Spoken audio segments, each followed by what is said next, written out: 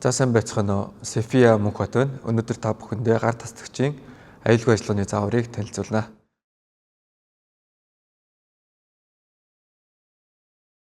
За гар тасдагчийнхаа бүрэн бүтэн байдлыг шалгах ёстой. Мөн гар тасдагчийн их биений бүрэн бүтэн байдлыг шалгана, бариулаа шалгана, эртний хамгаалтыг шалгана, ирээ шалгана, түгжээгээ шалгана, цахилгааныхаа утасны бүрэн бүтэн байдлыг шалгана. За эрийг шалгахдаа цуурсан, хагарсан, гэмтсэн зүйл байна уу гэдгийг шалгана. Хэрвээ шалгалтын явцад цуурсан, гэмтсэн зүйл байх юм бол эрийг заавал сольж ашиглана. За эрийг солихдоо мэдээж цахилгааны хөөсөрөөс тогийг салгасны дараа эрийг солих ажлаа эхэлнэ. Гар тасдагчийн эрийг зөв арууч хийх шаардлагатай бид бүхэн ихэвчлэн буруу арууч хэрэглэдэг.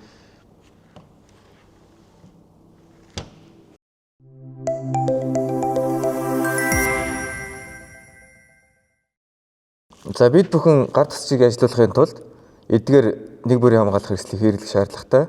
Ажлын бэлий, нүүрний хайлт, нүд хамгаалах хэрэгсэл, нүдний шил,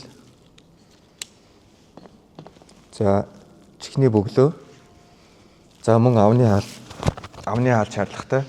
За яагаад амны хаалт шаардлагатай вэ гэхээр тасдагчны маань эрнээс өөрөө шилэн хөнгөн хүртэс тасж байгаа материалаас маань материалын хүртэс болон тоосонцор агаарт игдэж уушгөр ороод улмаар мэрлэг шалтгаалт хөвчөнд хүргэнэ. Мөн ажлын хувцас бүрэн өмснө.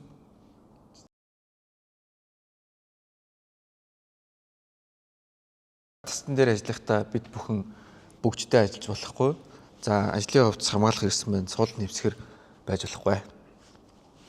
Гар тасдагчийн эргэлтний хурднаас бага эргэлтийн хурдтай эрийг ашиглахыг хориглодог. За мөн үйлдвэрлэгчийн зүгээс модны эр болон чулууны эр, пелтаны эрийг хэрэглэхийг мөн хориглоно.